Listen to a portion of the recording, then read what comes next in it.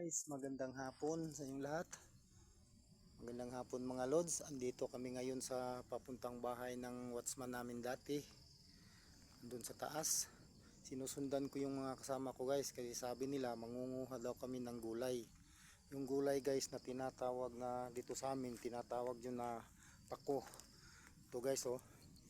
Ito guys, ito ang tinatawag sa amin na pako. Yan. Ito ang kukunin namin guys para pang ulam namin mamayang hapon, para hapunan kasi wala na kaming ulam guys, kaya pumunta kami rito para manguha ng ganitong klaseng gulay guys. Ito, kung ano tawag sa inyo ito guys, sa inyong lugar, paki-comment naman dyan guys kung ano tawag ninyo sa gulay na ito. Ito ang kukunin namin guys, pero bago ako mangunguha, susundan ko muna yung mga kasama ko kung nasaan.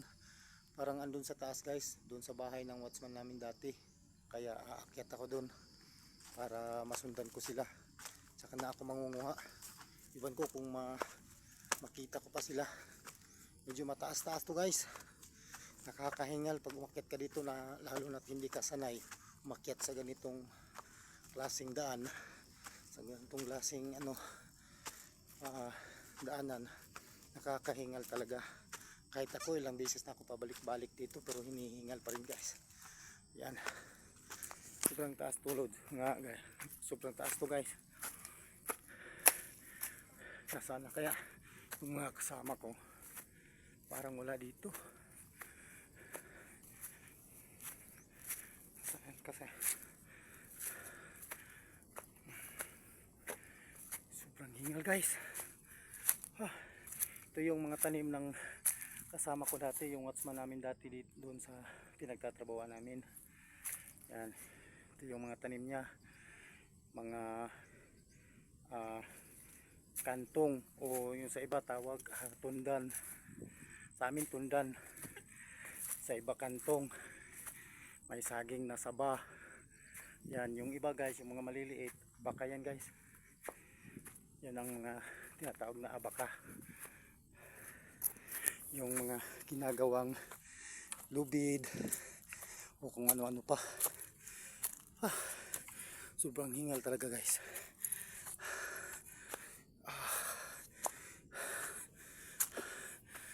Saan na kayong mga yun?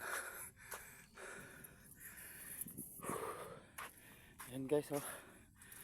Yan, doon sa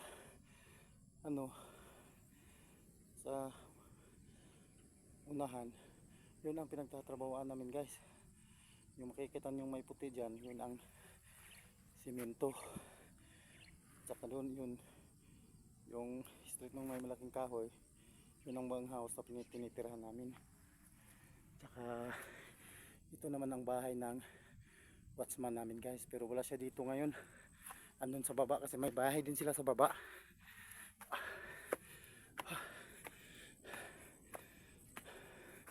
Yan, yan ang mga tanim niya dito guys.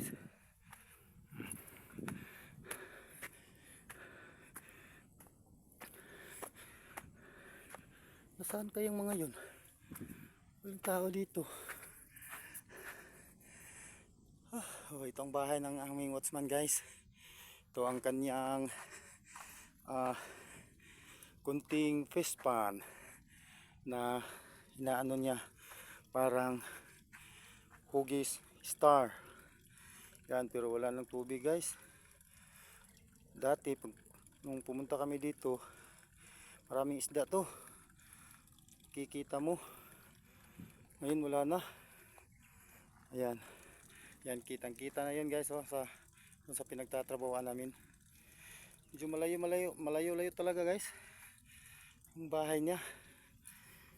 Aakyat na naman ako ulit dun sa mataas pa para makikita ko yung mga kasama ko.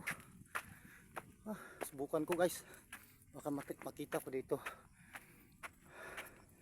Dito guys, sabi ng watchman namin, may ano pa raw dito, yung tinatawag nila na baboy ramo.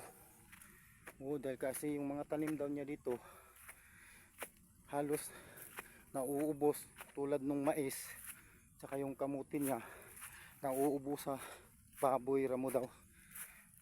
Ay, ito na pala guys, Dito na pala sila. Ay, sa wakas. Nakikita ko na mga kasama ko guys. Yan, ito, trabaho niya to. Yan guys, oh, yung tatlo. Yung tatlo kong mga kasama. Yan guys, oh. Yan, may bahay pa dun. Hamay niyong kuha. Walang nakuha yung mga kasama ko guys. Kala ko marami na. Marami-rami na pala. Yan guys, oh, makikita niyo yung view ninyo dito guys. Yan. Oh. Ah.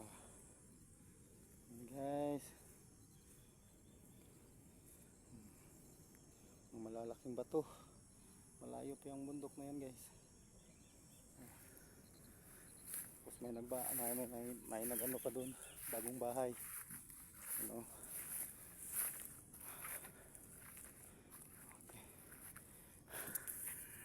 Okay. Gihangak ko sa vida.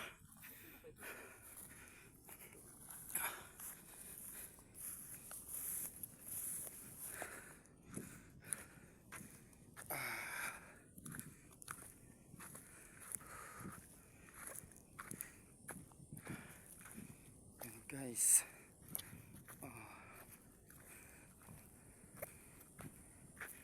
nandito kami guys, ito na lugar na to ay nandito kami sa Salay, bundok ng Salay, Misamis Oriental. Tapos yung sa kabila na bundok, iwan ko kung saan na yan na banda. Yan. Doon guys, bundok ng Salay pa din yan. Tsaka ano, Subong Kogon, Balingwan, dyan.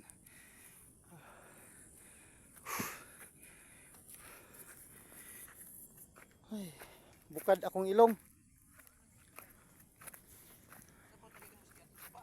May mga pako dito oh. Layo ba kayo yung agian?